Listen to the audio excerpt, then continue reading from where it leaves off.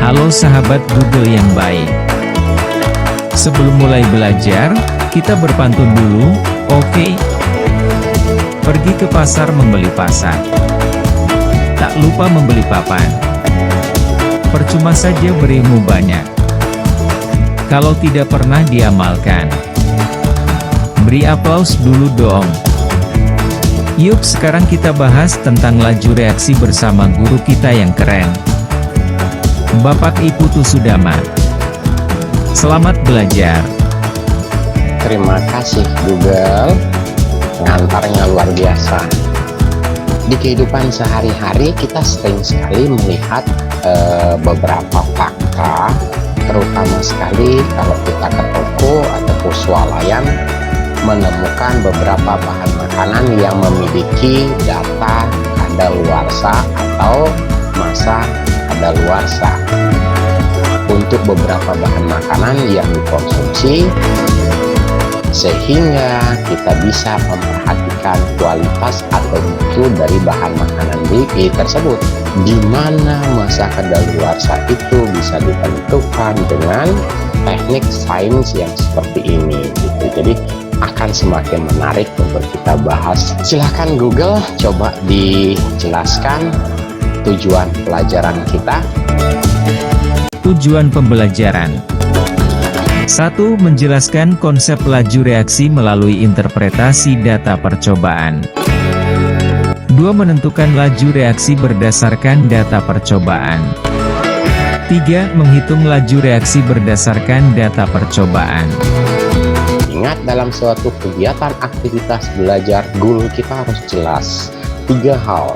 Sikap, pertanyaannya setelah kita tahu manfaat laju reaksi dalam kehidupan sehari-hari, bukankah itu mempengaruhi sikap kehidupan kita selanjutnya?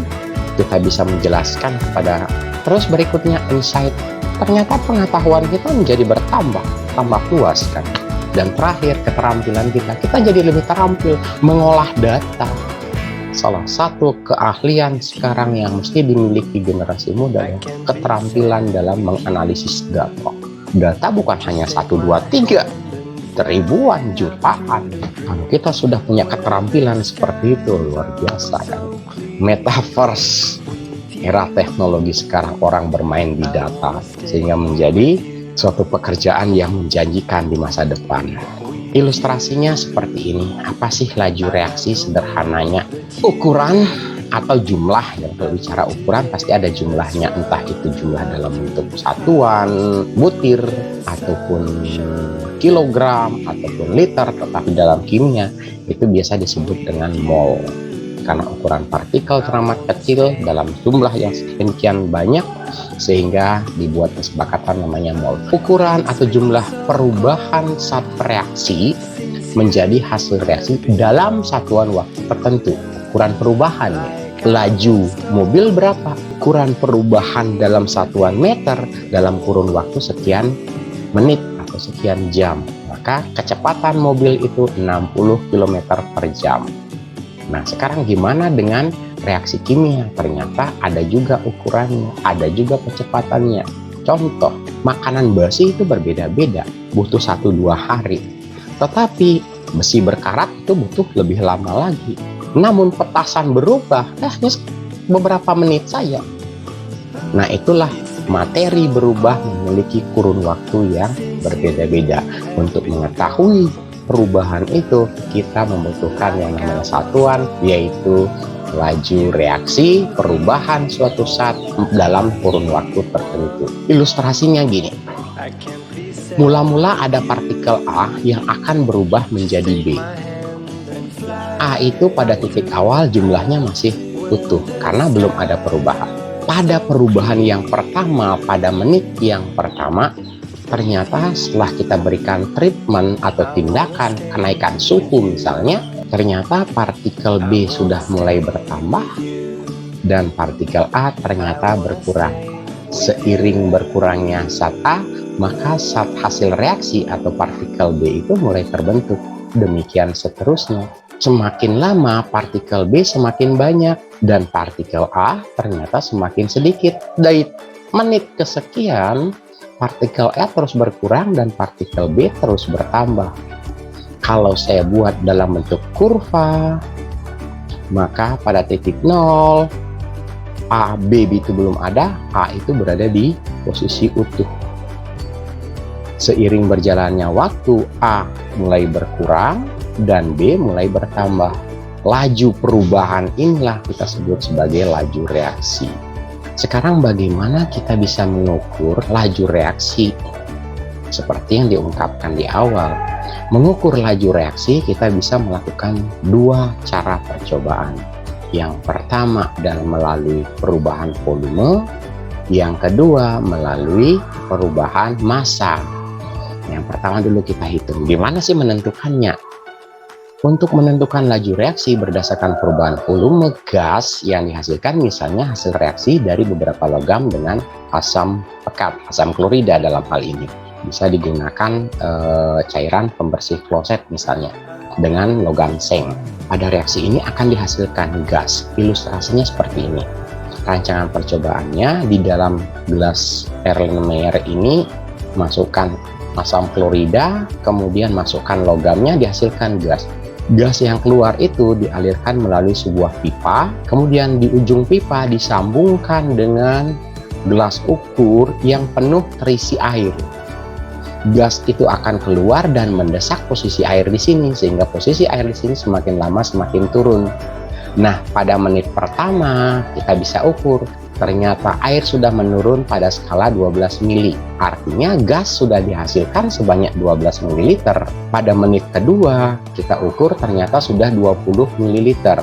Pada menit ketiga 26 ml, demikian seterusnya. Pada menit ke-9, menit ke-10, dan menit ke-11 diperolehlah data seperti ini.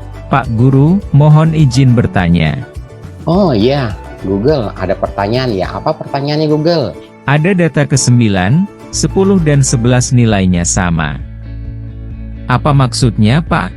Menit ke-9, menit ke-10, menit ke-11. Oh, ternyata datanya sama. Apa sih artinya? Apakah itu berarti reaksi telah berhenti, Pak? Bagus. Ternyata pada menit ke-9, menit ke-10, dan menit ke-11, reaksi itu sudah berhenti karena tidak ada lagi gas yang dihasilkan. Coba bantu lagi Google, gimana selanjutnya data ini? Dari hasil pengukuran volume gas yang terbentuk seperti tabel di atas, selanjutnya data tersebut dituangkan dalam bentuk grafik volume gas yang dihasilkan terhadap waktu. Garis vertikal, sebagai sumbu Y, adalah volume gas dalam satuan mililiter, sedangkan garis horizontal, sebagai sumbu X, adalah waktu pengukuran dalam satuan menit.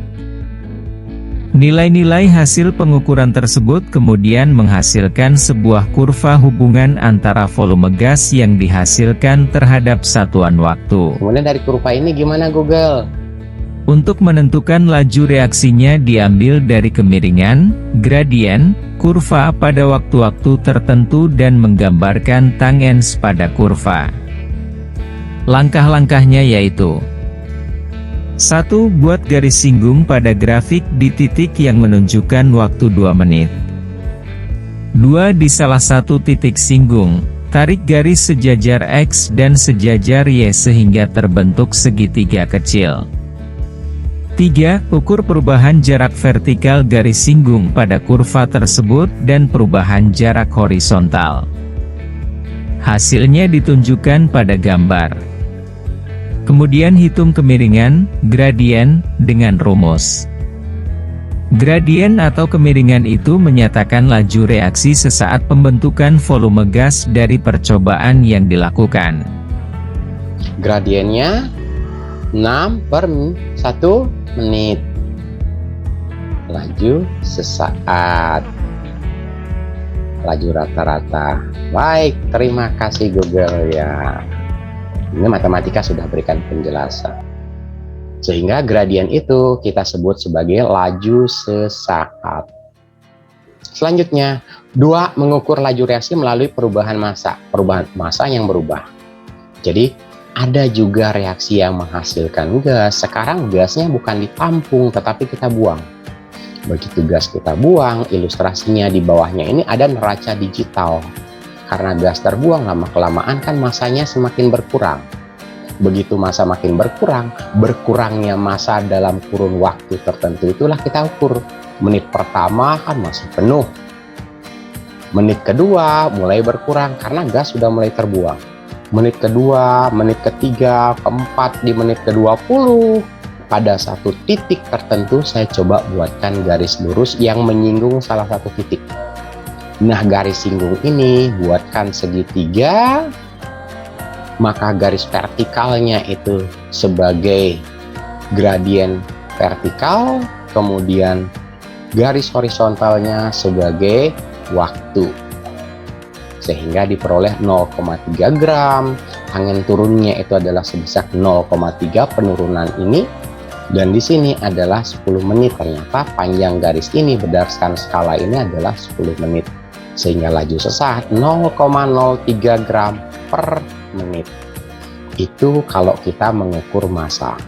Sekarang mari kita bahas tindakan yang berikutnya adalah bagaimana sih laju reaksi itu dipengaruhi oleh faktor-faktor yang sudah dicobakan kemarin. Ada 4 faktor yang mempengaruhi laju. Yang pertama adalah luas permukaan, kemudian suhu, konsentrasi, dan yang terakhir adalah katalis. Kita akan bahas 2 di sini. Karena kita sekarang membahas faktor yang mempengaruhi laju reaksi secara kuantitatif. Seberapa besar pengaruhnya? Nah, yang pertama adalah suhu dan laju reaksi.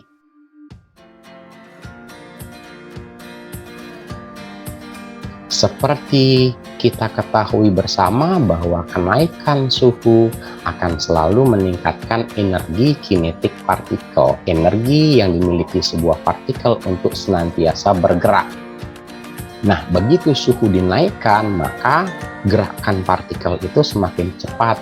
Begitu gerakan semakin cepat, maka akan semakin sering terjadi tumbukan. Semakin sering terjadi tumbukan, maka menyebabkan tumbukan yang efektif yang dapat menurunkan energi aktivasi itu semakin besar, sehingga reaksi semakin cepat berlangsung.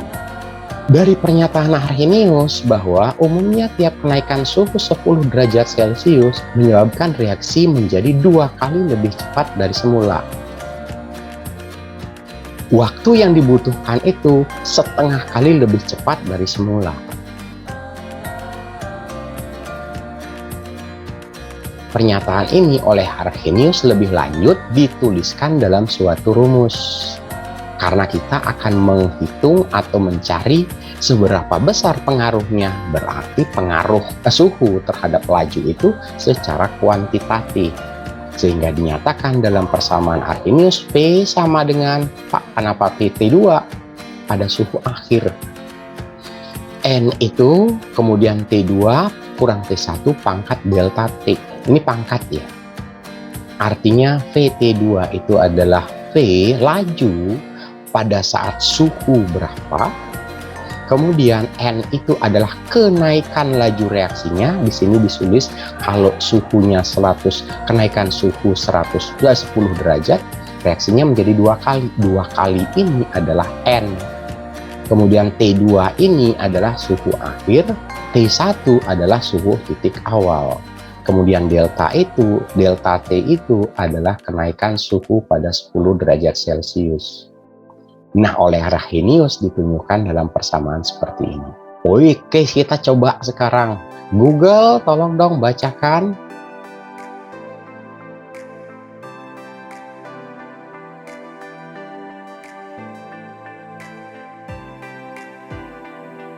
Sudah dibacakan soalnya ya.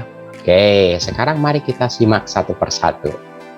Rumusan dasarnya adalah seperti ini oleh Arrhenius. Berapakah laju pada suhu T2? 60 derajat. T2-nya berapa ya? 60. Kemudian T1-nya ya 30 derajat karena ini suhu awal.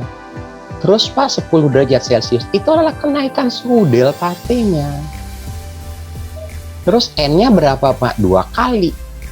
Tapi kalau kenaikan suhu 20 derajat menjadi 4 kali atau 3 kali, ya N dengan delta T ini aja kita ubah. Maka menggunakan data ini, berapakah lajunya? Tinggal kita masukin ke persamaan. Nilai-nilainya. N-nya ternyata 2 kali dari semula. T2-nya 60, T1-nya 30. Kemudian deltanya, delta T 10 derajat Celcius. Sehingga nilai lajunya adalah 2/3. Sehingga 2/3 adalah 8 dikali dengan T1. Berapakah laju pada suhu 80? Karena T1-nya ada. Sehingga 8 kali 15 molar per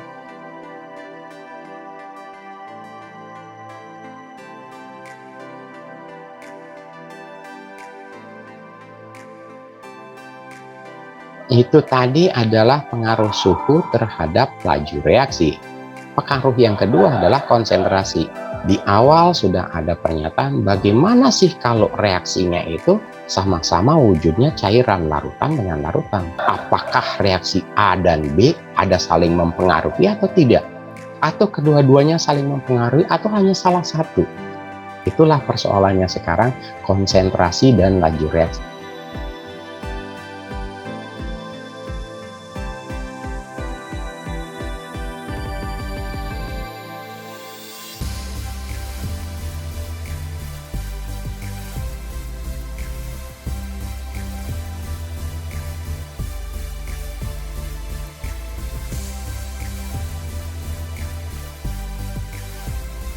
Maka hubungan laju reaksi dengan konsentrasi dinyatakan dalam sebuah hukum laju yang dituliskan misalnya oleh pernyataan jika ada dua reaksi A dan B masing-masing konsentrasi berbeda dan saling mempengaruhi atau tidak saling mempengaruhi, maka laju reaksi didefinisikan sebagai berikut. Jika ada A, B menghasilkan zat C dan zat D, maka hukum laju reaksinya dituliskan secara umum seperti ini. Laju reaksi V sama dengan K, suatu konstanta ya, K tetapan, kemudian dikali dengan konsentrasi zat A dipangkatkan dengan X, suatu variabel pangkat.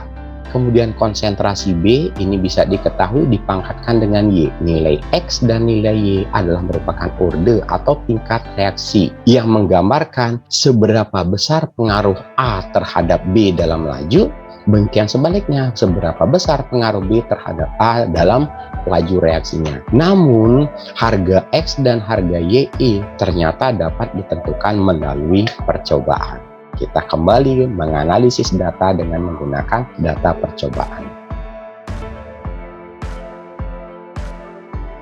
Ada sebuah contoh kasus reaksi antara tiosulfat dan asam klorida.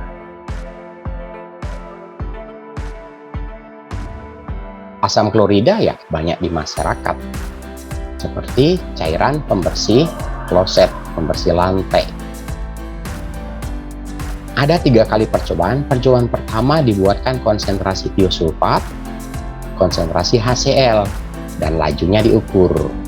Saya bilang di awal bahwa dua reaksi, dua zat yang mungkin saling mempengaruhi atau tidak dibuatkan konsentrasinya.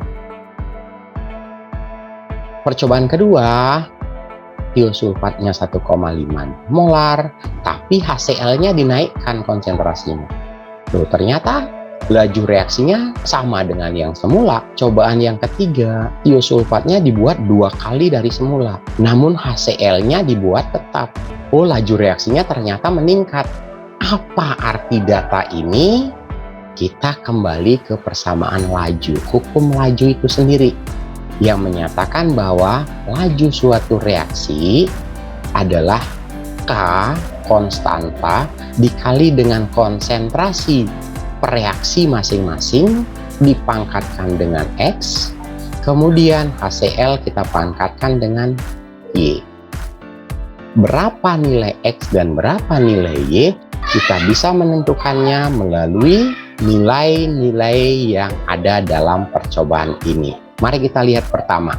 Untuk menentukan nilai X atau nilai Y, kita lihat dulu salah satu percobaan yang memiliki variabel nilai sama. Perhatikan variabel yang sama pada percobaan 1 dan 2. Ada tiosulfat nilainya sama, tetapi HCl berbeda, dan di sini nanti sama, itu tidak pengaruh.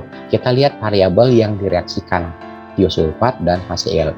Ingat bagaimana persamaan linier terapkan dalam pelajaran ini. Dari data ini, mari kita coba kembalikan persamaan laju untuk masing-masing percobaan 1 dan percobaan 2. Kita tulis menjadi persamaan ini. V1 sama dengan K1, tiosulfat yang pertama pangkat X dan HCl yang pertama pangkat Y. Berbanding dengan laju yang kedua sama dengan K2, percobaan yang kedua kita pakai tiosulfat yang kedua dan HCl yang kedua. Dari persamaan ini saya coba ubah menjadi bentuknya seperti di bawah ini. Bentuk seperti ini ternyata sama saja nilainya. Dari data ini V1 per V2, K1 per K2, nilai K ini adalah konstanta tetapan untuk kondisi ini nilainya adalah sama. Sehingga K1, K2, K3 ataupun K4 nilainya sama. Maka nilainya menjadi 1.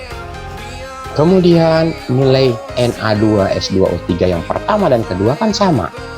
Ini pun nilainya 1. HCl1 dan HCl2 nilainya beda. Y. Dari persamaan ini nilainya 1. Ini karena nilainya sama juga nilainya menjadi 1, saling membagi. Sehingga V1, V2, HCl1 dan HCl2. Ya kan? Terus berikutnya nilainya tinggal kita masukin. V1 3,2, V2 3,2 juga, HCl1 1,5, HCl2 4,5. Dengan demikian, ini nilainya 1, kemudian 1,5 per 4,5, 1 per 3. Pertanyaannya sekarang, 1 per 3 pangkat berapa? Nilainya 1. Maka Y nilainya adalah 0. Karena berapa saja bilangan dipangkatkan 0, nilainya adalah 1. Sehingga dalam hal ini kita sudah mendapatkan nilai Y, yaitu nilai dari urde HCl. Dalam hal ini karena nilainya 0, sebentar baru kita simpulkan. Kita masuk yang berikutnya, karena nilai Y sudah kita dapat, maka sekarang kita akan mencari nilai X. Maka kita tentukan nilai X melalui perhatikan variabel HCl yang sama pada percobaan 1 dan 3. Ternyata 1 dan 3 nilai HCl sama. Jadi kalau kita ingin mendapatkan nilai X, lihat HCl-nya sama. Kalau kita mencari nilai Y, lihat tiosulfatnya yang sama. Itulah prinsip dari persamaan linear antara dua variabel. Salah satunya kita buat tetap atau nilainya 1. Nah, berikutnya dari persamaan percobaan 1 dan 3 kita membuatkan menjadi persamaan seperti ini. Terus P1 dan P3 nilai K juga akan menilainya 1 karena sama. Namun demikian nilai HCl-nya sekarang 1. Kalau yang tadi nilai HCl-nya 2. Nah, ini kalau kita mendapatkan nilai Y, maka buatlah tiosulfat sama. Sekarang kalau kita mendapatkan nilai X, maka buatlah nilai HCl sama. K-nya sama, sehingga V1, V3 tiosulfat pertama dan tiosulfat ketiga, masukkan lajunya 3,2, 6,4, 1,5 dengan 3,0, sehingga setengah sama dengan setengah pangkat X. Sehingga nilai X adalah 1. Setengah dipangkatkan 1, hasilnya adalah setengah. Kalau tadi setengah dipangkatkan 0, hasilnya 1. 50 dipangkat 0, nilainya 1.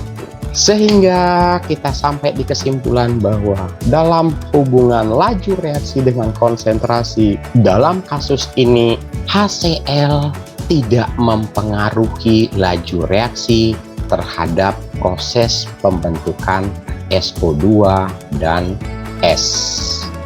Karena nilai ordenya adalah 0 dalam kasus ini. Bisa jadi dalam kasus lain berbeda. Ini hanya sebuah contoh untuk kita bisa memahami seperti apa pengaruh konsentrasi terhadap laju reaksi dan seberapa besar pengaruh, dan apakah saling mempengaruhi, apakah tidak. Ini pun akan dimanfaatkan di dalam suatu bahan makanan, karena di dalam makanan ditambahkan namanya pengawet. Apakah pengawet itu mempengaruhi kadar proteinnya, atau proteinnya tidak berpengaruh terhadap pengawet, sehingga persamaan lajunya secara sederhana kita dapat simpulkan menjadi V sama dengan K dikali dengan Na2S2O3. Artinya bahwa laju reaksi antara tiosulfat dan HCl dinyatakan dalam laju sama dengan K tergantung pada konsentrasi tiosulfat, bahwa konsentrasi HCl tidak mempengaruhi laju reaksi. Selanjutnya nilai K dan nilai laju pada waktu tertentu pun dapat ditentukan. Berapa nilai K-nya? Masukkan saja ke data tadi. Kalau misalnya tiosulfatnya menjadi 50 dari semula, HCl-nya 20 dari semula. Ingat, HCl tidak mempengaruhi. Maka laju reaksinya pada waktu-waktu tertentu akan kita bisa temukan. Dengan menemukan data ini, sehingga masa kadaluarsa suatu bahan makanan kita bisa tentukan. Nah, itulah akhir dari cerita kita pada hari ini. Jika bahan makanan itu sudah mencapai masa daluarsa, tolong untuk tidak dikonsumsi. Sampai jumpa, sayonara. Oke, pose dulu, cekrek.